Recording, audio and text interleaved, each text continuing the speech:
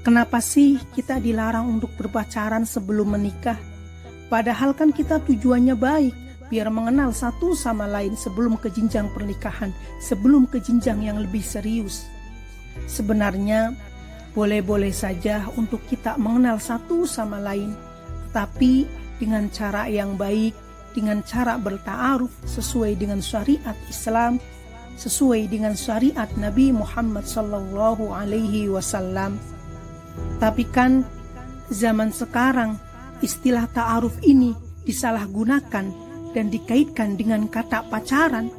Boleh berduaan yang bukan mahramnya, peluk-pelukan, bonceng-boncengan, gandengan tangan, mengumbar kemesraan dan lain sebagainya. Itulah yang dinamakan melanggar syariat Islam. Mbak-mbak, emas-emas yang masih jomblo, sabar.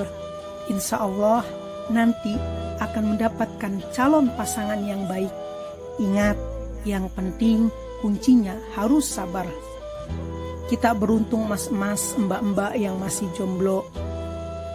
Tahu tidak arti jomblo itu apa? Arti jomblo itu bagus. Jomblo itu ada singkatannya. Yang pertama, J, jodoh itu sudah ditentukan. O, oleh Allah Subhanahu wa Ta'ala. M, maka dari itu. B, bersabarlah untuk menunggu. L, lebih lama insya Allah kalau jodoh. O, orangnya enggak akan kemana-mana. Betul enggak?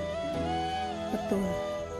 Jadi jomblo itu, jodoh itu sudah ditentukan oleh Allah Subhanahu wa Ta'ala. Maka dari itu bersabarlah untuk menunggu lebih lama. Insya Allah kalau jodoh, orangnya enggak akan kemana-mana.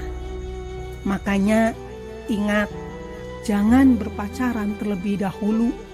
Kenapa sih Islam itu melarang kita berpacaran?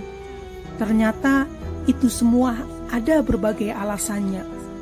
Alasan yang pertama yaitu menciptakan murkanya Allah Subhanahu wa Ta'ala, mendatangkan murka dari Allah Subhanahu wa Ta'ala. Sebagaimana Rasulullah Shallallahu Alaihi Wasallam bersabda, Anin Nabi Shallallahu Alaihi Wasallam qala ya ma'syaral muslimin attaquz zina fa inna fihi sittan khisalin thalathatun fid dunya wa thalathatun fil akhirah. Dari Nabi Muhammad Shallallahu Alaihi Wasallam bersabda, wahai kaum muslimin, takutlah kamu sekalian pada zina, sebab di dalamnya ada 6 perkara yang pasti ditetapi, 3 perkara di dunia dan 3 perkara di akhirat. Fa'amal lati fid dunya fadhihabu baha'il wajhi waqsur umuri wa dawamul fakri wa ammal lati fil akhirati fasutullahi tabaraka wa ta'ala wa su'ul hisabi wa adabul akhirah. 3 perkara di dunia dan 3 perkara di akhirat. Adapun 3 perkara di dunia adalah yang pertama, hilangnya kewibawaan wajah, yang kedua, pendeknya umur, dan yang ketiga, kekalnya kefakiran. Sedangkan 3 perkara di akhirat adalah mendatangkan murka dari Allah yang maha barakah dan maha luhur, yang kedua, jeleknya hisaban, dan yang ketiga, mendapatkan azab di akhirat. Hadis riwayat Baihaqi. Yang kedua, membangkitkan hawa nafsu. Alasan yang kedua ini Islam larang kita berpacaran, yaitu bisa membangkitkan hawa nafsu. Mereka yang melakukan pacaran pasti akan memancing nafsu masing-masing. Bahkan hanya dengan suara lembut sekalipun, sebagaimana firman Allah Subhanahu wa Ta'ala, Ya nisa'an nabi lastunna ka'ahadin minan nisa'i nittaqaytunna fala tahda'na bil qawli fayatma'alladhi fi qalbi maradu wa qulna qawlan ma'rufa. Yang artinya, wahai istri-istri Nabi, kamu tidak seperti wanita-wanita yang lain Jika kamu bertakwa, maka janganlah kamu tunduk melemah lembutkan suara dalam berbicara, sehingga bangkit nafsu orang yang ada penyakit dalam hatinya, dan ucapkanlah perkataan yang baik. Al-Quran Surat Al-Baqarah ayat 32. Bahkan sabda dari Nabi Muhammad SAW, jika ada sesuatu yang menimbulkan syahwat, maka tundukkanlah pandangan dan palingkanlah. Sebagaimana dari Jarir bin Abdullah radhiyallahu an, aku bertanya kepada Rasulullah SAW tentang memandang lawan jenis yang membangkitkan syahwat tanpa disengaja. Lalu beliau memerintahkan aku mengalihkan atau menundukkan pandanganku. Hadis riwayat Imam wa Muslim. Yang ketiga, pacaran termasuk perbuatan zina. Pacaran adalah perkara yang termasuk ke dalam dosa yang tak terampuni, yakni dosa zina. Sedangkan zina dalam Islam sangat dilarang, sebagaimana firman Allah Subhanahu wa taala di dalam Al-Quran Surat Al-Isra ayat 32. Wala taqrabuz zina innahu kana fakhishatan wa sa'a sabila. Dan janganlah kalian dekat dengan zina, karena sesungguhnya zina itu kotor dan sejelek-jeleknya jalan. Al-Quran Surat Al-Isra ayat 32. Yang keempat ini yaitu mematikan hati. Islam melarang kita untuk berpacaran karena dapat menyebabkan mematikan hati. Pacaran adalah penyebab matinya hati di dalam Islam. Otak yang sudah rusak karena pacaran akan sulit untuk menerima nasihat baik, sehingga akan mematikan hati. Sebagaimana firman Allah Subhanahu wa taala, "Afaman syarahallahu sadrahu lil islami fa huwa ala nurin min rabbih fawailul lil qasiyati qulubuhum min dzikrillah ulaika fi dhalalin mubin."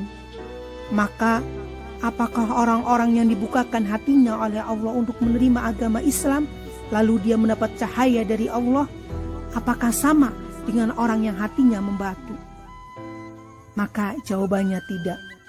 Maka celakalah mereka yang hatinya telah membatu untuk mengingat Allah, mereka itu dalam kesesatan yang nyata.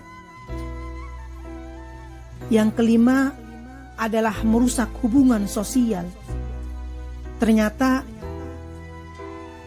pacaran dilarang dalam Islam ini dapat menyebabkan merusaknya hubungan sosial. Pacaran akan menyebabkan hubungan sosial atau pergaulan dalam Islam dengan teman yang lain menjadi renggang. Bahkan hubungan dengan keluarga, nafsu yang membuat kedua insan selalu ingin bersama, menyita waktu yang seharusnya bisa digunakan yang lebih bermanfaat untuk berkumpul dengan keluarga atau teman. Namun, seringkali seseorang melakukan pacaran karena teman. Untuk itulah kita harus mengetahui bagaimana cara memilih teman yang baik di dalam Islam agar tidak terjerumus dalam pacaran. Jadi, hadirin wal hadirat rahimakumullah, kita itu perlu mencari teman yang baik, yang bisa memberikan efek baik buat kita. Sebagaimana Rasulullah SAW bersabda yang artinya, permisalan teman yang baik dan teman yang buruk ibarat seorang penjual minyak wangi dan seorang pandai besi. Penjual minyak wangi mungkin akan memberimu minyak wangi, atau engkau bisa membeli minyak wangi darinya. Dan kalaupun tidak, engkau tetap mendapatkan bau harum darinya. Sedangkan pandai besi bisa jadi percikan apinya mengenai pakaianmu, dan kalaupun tidak, engkau tetap mendapatkan bau asapnya yang tak sedap. Hadis riwayat Bukhari dan Muslim. Dalam hadis tersebut dikatakan bahwa teman akan sangat mempengaruhi kita di dalam berperilaku dan berakhlak. Oleh karena itu, mas-mas, mbak-mbak, kita itu harus senantiasa memilih teman yang memiliki akhlak yang baik. Pilihlah teman yang selalu mendukung kita dalam perbuatan kebaikan. Di dalam menjalani kehidupan ini, kita pasti memerlukan dukungan terlebih di saat-saat kita mengalami sulit. Dan teman yang baik adalah mereka yang akan selalu mendukung dan memberikan semangat kepada kita, mendukung setiap langkah kebaikan yang kita ambil. Pilihlah teman yang berilmu dan tidak pelit ilmu. Pilihlah teman yang berilmu dan mau membagikan ilmunya kepada kita, baik yang pintar dalam ilmu pengetahuan maupun ilmu agama. Teman yang berilmu akan senantiasa memperingatkan kita untuk selalu menuntut ilmu dan tidak malas dalam belajar. Dan berteman dengan orang yang berilmu lebih baik dibandingkan dengan mereka yang tidak berilmu. Pilihlah teman yang akan selalu mengingatkan. Dalam berteman, kita juga perlu memilih teman yang akan senantiasa mengingatkan kita kepada Allah Subhanahu wa Ta'ala. Serta apabila kita melakukan kesalahan dan berada pada jalan yang tidak benar, dia akan selalu menegur dan mengingatkan kita.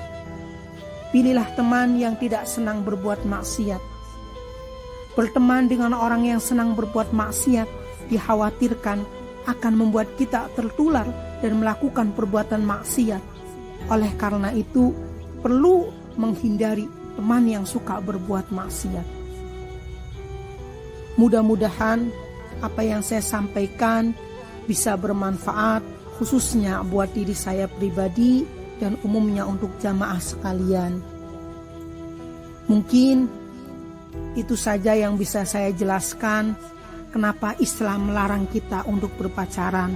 Karena kalau dijelaskan secara rinci, tidak akan ada selesai-selesainya dan tidak akan ada habisnya. Mudah-mudahan pertemuan kita di dalam malam hari ini menjadi suatu amal dan perbuatan baik di dalam kita menjalani kehidupan sehari-hari. Amin ya rabbal alamin.